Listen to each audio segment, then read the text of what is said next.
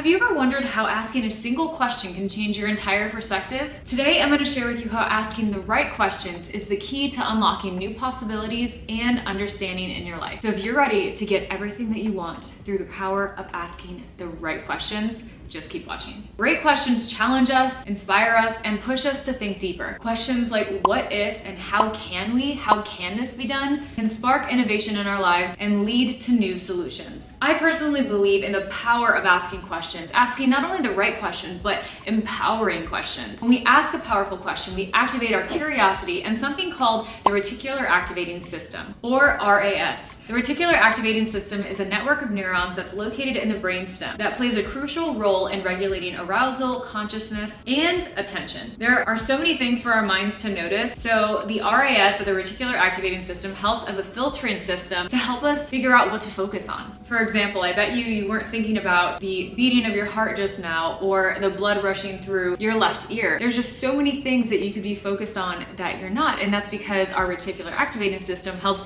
keep us sane, helps keep us focused on the things that need our attention. When we ask thoughtful questions, it enhances our attention and focus on finding the right answers. That's why it's so important to ask powerful and thought-provoking questions to guide your mind, to direct your focus in the right direction. Breakthroughs in history have always come from somebody asking a powerful question and then either tirelessly seeking an answer or letting the answers come to them. Some of the greats in our history, such as Nikola Tesla and Albert Einstein, literally asked a question before they went to bed at night, knowing that the answers were going to come to them. So you don't always have to think about seeking the right answer and searching and finding until you find it. You can actually give that question to your subconscious mind before you go to bed, which is one of the best things that I like to do personally. So that way you're not stressing and straining, but you are just simply asking the question before you drift off to sleep. So for yourself, think of a question that you really could use an answer to, or simply ask a question, an empowering question that is going to serve you. Such as, what is one thing I can do tomorrow that's going to bring me closer to my goals? What's one thing that I can focus on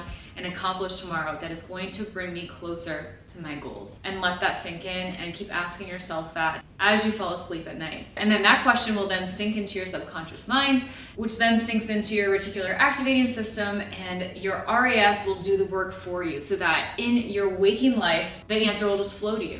You'll either wake up with the answer, or maybe it's when you're just taking a shower, doing something monotonous, going for a drive. When you're in a calm state, the answers will just seem to flow to you. And you may even see that your eyes will drift to that exact answer, like on a billboard, or you'll overhear somebody talking about it. The answers will flow to you because your subconscious mind, your RAS, is now focused on finding you that answer. Next, I want to move on to reframing negative patterns. Many people sabotage their progress by asking questions that are completely counterproductive. They ask themselves questions that focus on limitations and failures and self-doubt. I know people personally that always seem to find a way of how something can't be done. That's the first thing that comes out of their mouth is, well, that can't be done because XYZ. Well, that's going to be difficult because XYZ. I can't tell you how many times I've heard this specific person tell me how something can't be done. And your job, my job, and your job is to shut that noise out, to discard that as noise, and reframe it here. This is where the reframing comes in. It's time to focus our questions toward empowerment and growth and figuring out how something can be done, how the problem can be solved. What is a new solution, a better solution, a more positive solution? How can we come together? There are so many powerful questions that are going to lead you to success. And think about it this way. If you get nothing else from this video, at least if you can learn to reframe your questions to the positive so that can benefit you, you're gonna live a much happier, much more peaceful, and much more successful life simply because you only allow yourself to ask positive questions. And that may seem very hairy-fairy and fluffy, lovey-dovey to a lot of people, but so what? Be that person that lives with that positive mentality. Be that person that lives with that positive reframe and positive questioning on everything in life. I always look at life as the glass half full. How can we see it as positive? How can we turn the situation around? How can we make it better? Positive, how can we make it the best situation that we've ever experienced? It's almost like a rampage of empowering questions. If you turn that reticular activating system on and focus on how can I ask even greater questions, what positive questions, what greater questions are out there that I haven't even asked yet. Please God, or whatever you pray to, you can just continue to ask for more powerful and empowering questions that are just gonna benefit you. think about how can this benefit me? What can I learn from this situation? What can I do today that's gonna push me towards my goals? What can I get done today in this moment? What's the first step? Like, always ask yourself, what can you do to get yourself from where you are to where you wanna be? Ask how you can close that gap. Think about starting from the end in mind. It's probably from an entirely different video that I could do, but starting from the end in mind. What is gonna get me to my end goal? What's the very step right before my end goal? And then what's the step before that? So keep asking yourself questions. You are your own best friend. You can be your own life coach here. Those people that ask, why is this happening to me? And what did I do to deserve this? That is straight up victim mentality. And I don't know about you, but I don't play that game.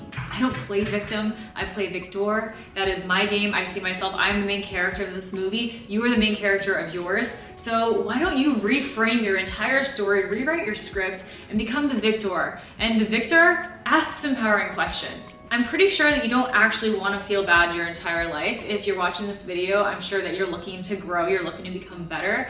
And just know that asking yourself these boo-hoo, woe is me questions isn't going to empower you. It's not going to motivate you to get out of bed. It's gonna make you feel worse. It's gonna make you feel lousy. And so flip all of that, erase that clean, erase that whole, I like to say that as an eraser board, just wipe that clean and decide from now on, from today, from here on out, you're gonna start flipping the script. Every time you hear yourself asking a negative question, say immediately, how can I reframe this? How can I reframe this into a positive question? And then ask yourself that. And then your brain, your subconscious mind, will serve you that answer. That reticular activating system will serve you that answer. I want to give another example about the RAS system, the reticular activating system. Think about the color blue. What can you see right now around you that is blue? I see the ocean right now. I think of my eyes. I see a card over on the table there. I have my laptop in front of me. I see a little blue bar at the top. I see on this book that I'm reading, there's Transformations, has a little blue right here.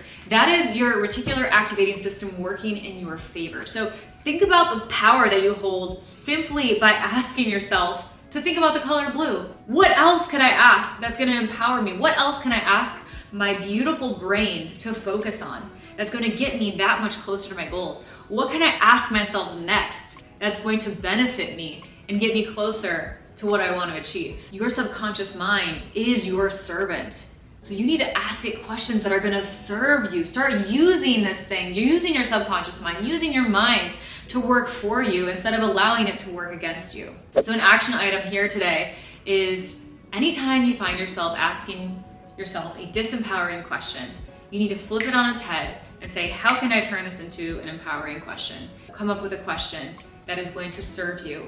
So instead of why is this happening to me, it's what can I learn from this? Instead of what did I do to deserve this, it's what is this trying to teach me? The questions we ask shape our reality and influence our actions every single day. And as promised, here is a list of questions I ask myself to get every single thing that I want in life.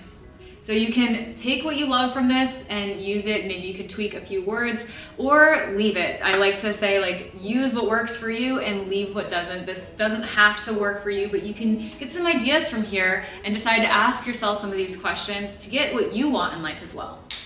One of my absolute favorite questions I love asking myself is, what can I learn from this situation? This question shifts the focus from feeling victimized to seeking opportunities, seeking what you can learn from that situation and figuring out what that situation or that circumstance was trying to teach you.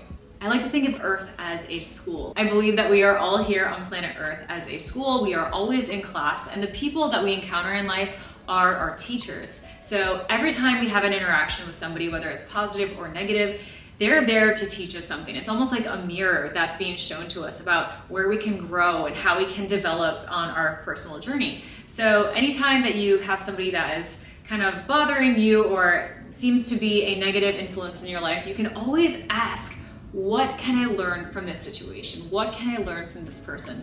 What do I not want to be about this person, and what can they teach me? Maybe there's a silver lining about that situation. Or if there's somebody that you really look up to, that's a different kind of teacher. That is a teacher of kind of showing you who you can be. If you look up to somebody, there's a part of them that you also have those same qualities within you. So always look at people as teachers in life and always ask yourself, what can I learn from them? What can I learn from this situation? It helps you cultivate a mind of being curious and being curious about what life has to offer you and the opportunities that are in front of you. Instead of thinking that life is happening to you, it's offering you opportunities to make new choices. Where we come in to facing problems is when we believe that we don't have choice. But the fact of the matter is we have so many choices, so many options out there, so many paths that we can go down.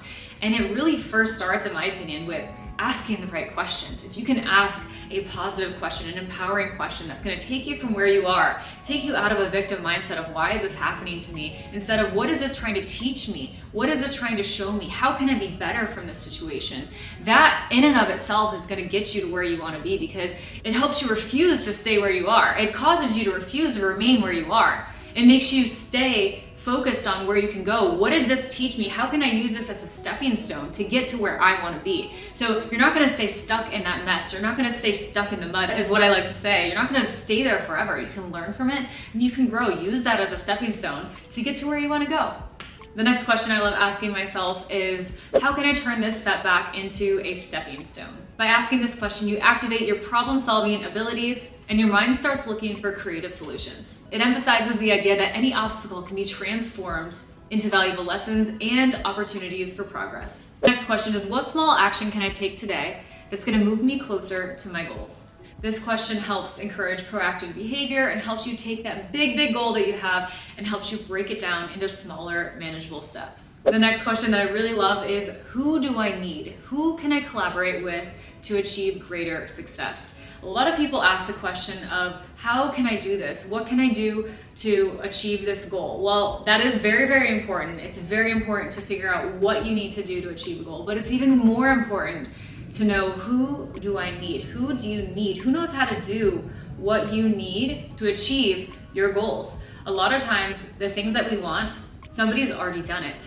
And success leaves clues, as they say. So look to those who have done what you want to do and follow in their footsteps. Maybe see what they've done well and maybe what they haven't done well, and use those to your advantage, and also figure out who you need, who can help you follow the path about that person that you're looking up to, who can help you on that path to success. Find out who you need and who you need to collaborate with to achieve greater success. Another amazing one I love to ask right when I wake up is, what am I grateful for in this moment? And a lot of times people forget what they have right in front of them. I mean, I've been guilty of it as well. Sometimes you think, how can you feel sad when you actually have so much to be grateful for? You have a heart that's beating, you have eyes that can see, ears that can hear. You can take a full deep breath into your beautiful big lungs.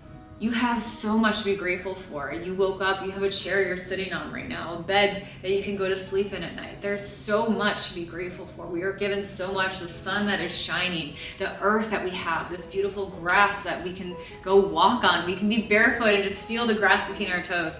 We can literally start to go on a rampage of things to be grateful for. And I like to see it like this. If we have a creator, whatever you believe in, if it's God, the universe, and we begin to give thanks for what that creator has given to us, what that creator has shown us throughout our lives. If we can begin to give thanks for where we currently are in our lives, for this moment here and right now.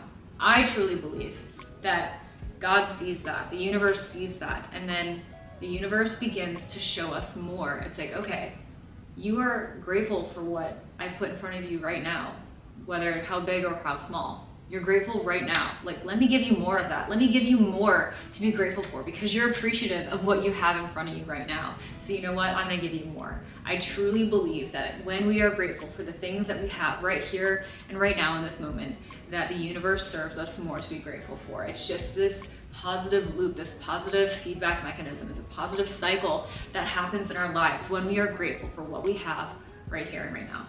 So try it out. If you don't believe me, try it out. Even for 3 days, just try it out. Start with one thing that you're grateful for right when you wake up and see if there's just something else. Again, remember that reticular activating system.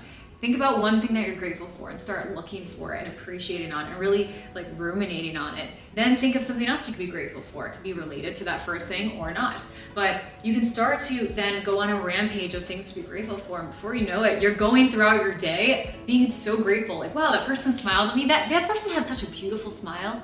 Like, wow, that person smiled too. I'm smiling. My gosh, what a beautiful day. It's this positive feedback mechanism. It's a positive loop that you jump into the universe, and then you'll see that the universe just keeps showing you amazing, beautiful things to smile at and be grateful for. I could talk about that all day. That's a whole nother video as well, but try it out and let me know in the comments below what you think. Let me know in 3 days. By the way, if you made it this far in this video, I'd appreciate it if you would give it a big thumbs up and subscribe, hit the notification bell so that you're notified every time I upload a new video. And let me know where you're from in the comments below. I'd really love to know that as well. And let's move on to a few final questions that you can ask yourself to get what you want. I love asking, what is the most meaningful use of my time and energy right now? This question helps us prioritize tasks based on their importance and alignment with our personal values. It encourages mindful decision making and prevents you from wasting time on activities that don't contribute to your long-term fulfillment. There are so many more questions that we could ask, but one final one that I'll leave you with, at least for this video, is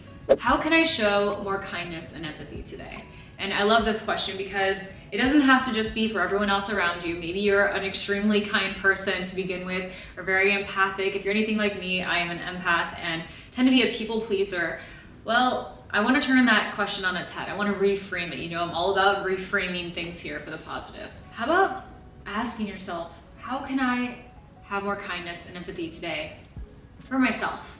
One thing that I've learned on this journey so far is it's been really hard to do, but I would love to just say it bluntly, say it to you, because it's something that has taken me a really long time to realize is we need to be kind to ourselves on the way to wherever it is that we want to go. We can also learn to have empathy for ourselves and have compassion for ourselves. I'm not saying feel sorry for ourselves, but just be nice. I want to say it doesn't seem like it's that hard to be kind to yourself, but sometimes it is. It's like if you want to be as great as you can be, you're gonna wanna push yourself to your limits and kind of burn the candles at both ends of the stick.